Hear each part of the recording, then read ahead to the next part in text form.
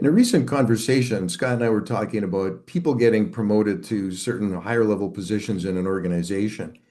Sometimes those titles are very interesting, Director of Sales and Marketing or VP of Sales and Marketing. And when you look at the position description, there often isn't a requirement for that much sales and marketing experience. But for Hmm. some reason, the person got promoted into this and the position was actually created. Scott had some interesting comments. Scott, I'm going to turn it over to you. Do you remember what you said? I did, but I'm not going to repeat it. But I will say this. So for a project that I was working on with for Tim and I went through a bunch of LinkedIn profiles to identify some people that I thought would be appropriate for this project. And I was struck by how often people had the title of director or VP of sales or VP of sales and marketing. But when I look at their experience, they were doing something else internal to the organization, were clearly very good at what they did, so they're smart at what they do. Mhm. And then they promoted them to that role. And I guess I had two concerns. And the one concern is being an old sales guy, perturbed. Good one. I was perturbed that people were getting this title without maybe putting the time and effort in. But more importantly, it made me think that this is a bit of a Kobayashi Maru for all the nerds out there, a no-win scenario where you're taking a very bright person, ideally, typically they're a younger person, and you're putting them into a role with a lot of responsibility. And the question I have is, are they getting the support and training that they need to be able to flourish and provide for the company in that role?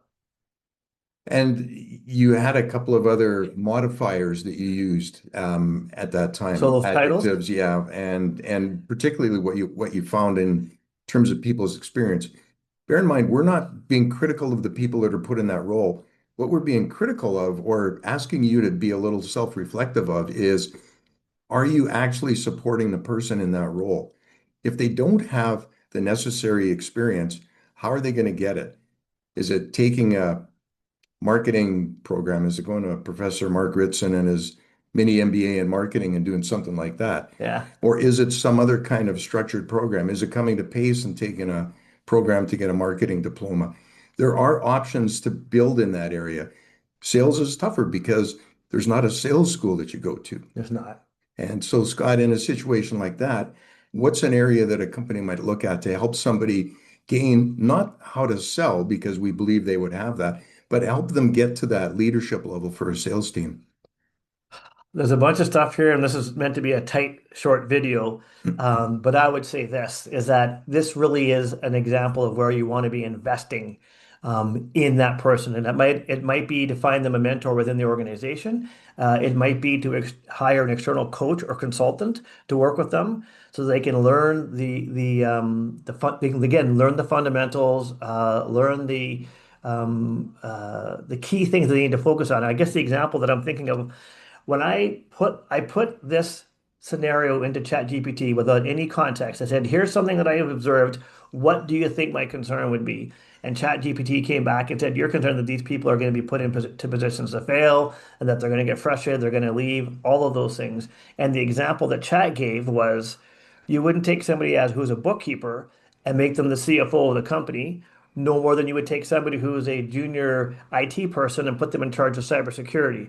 So I started to joke around with the sports example of the defenseman who is really good at blocking shots, and you make them the VP of goalie. We would never do that. And why would we not do that? Because the person doesn't have the background and experience and clearly isn't brave enough and athletic enough to be a goalie.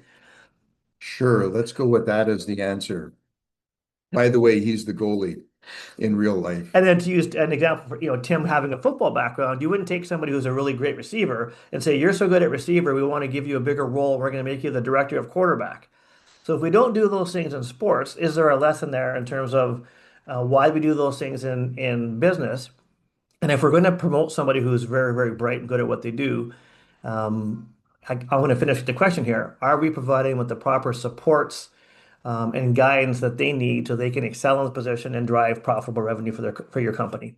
Any final thoughts, Tim? That's a great question to wrap it on, because what we're trying to do with all of this introspection is helping you find a way to be successful and to let your people be successful in the roles they're in. 100%. So think, oh, am I doing that? And what can I do to better help these people? You got it. Onward.